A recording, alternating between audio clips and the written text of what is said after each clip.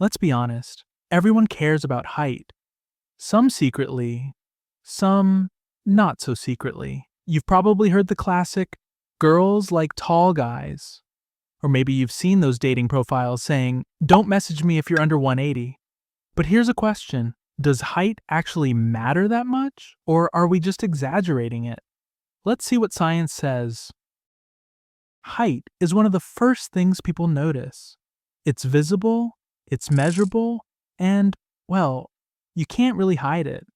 From job interviews to dating, people often assume taller means stronger, more confident, more capable. And surprisingly, a lot of research actually supports this, at least on the surface. For example, a study from the University of Florida found that for every inch of height, a man earns about $789 more per year on average. Another study in psychological science discovered that taller individuals are more likely to be seen as leaders, even when height has nothing to do with their ability. So, yes, being tall does come with a few built-in advantages. Why do we even care about height so much? Evolution might be partly to blame. In ancient societies, being tall often meant being physically stronger and better at protecting the tribe. That made taller men more desirable as partners and leaders. Fast forward to today, we're not hunting mammoths anymore, but the subconscious association between height and dominance still exists. That's why in politics, for instance, taller candidates win elections about 58% of the time. Even CEOs are, on average, a few centimeters taller than the general male population.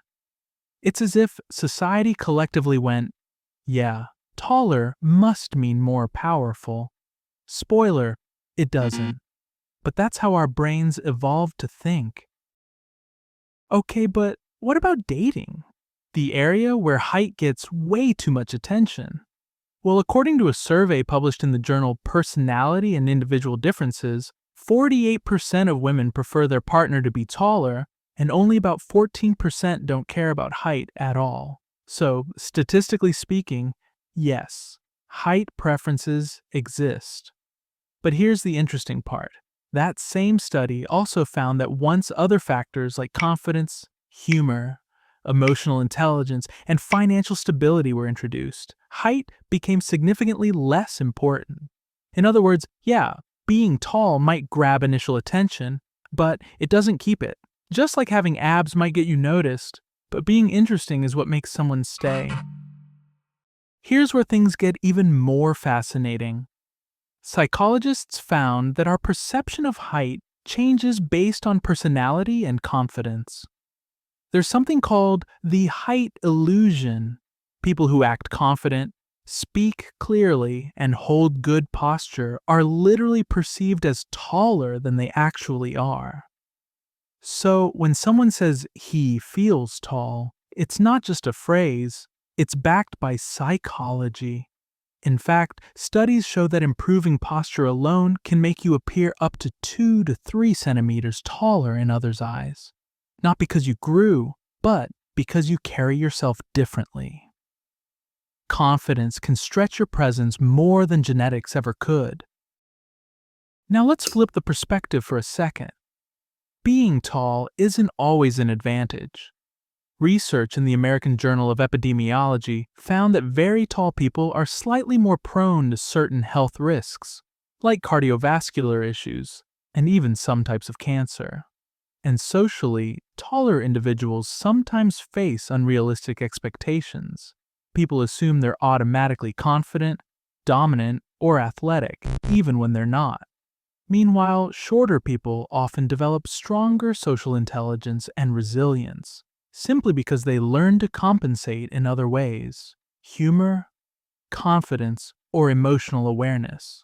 Napoleon wasn't short, by the way. He was average height for his time. But the idea of Napoleon complex actually reflects how many shorter individuals become more ambitious and driven to prove themselves. So ironically, being shorter can sometimes be the fuel that makes people go further. Let's take a step back. Height can give you an advantage, yes. but it's an advantage that fades the moment you open your mouth. In a room full of people, who really stands out? The 190 guy scrolling on his phone, or the 165 guy confidently leading a conversation? You already know the answer. Social success, attractiveness, and respect aren't built on centimeters. They're built on how you carry yourself, how you communicate, and what you project. So, what should you actually take from all this? If you're tall, great. Use it as a strength, not a personality trait. If you're not, realize that science gives you way more tools to compensate than you think.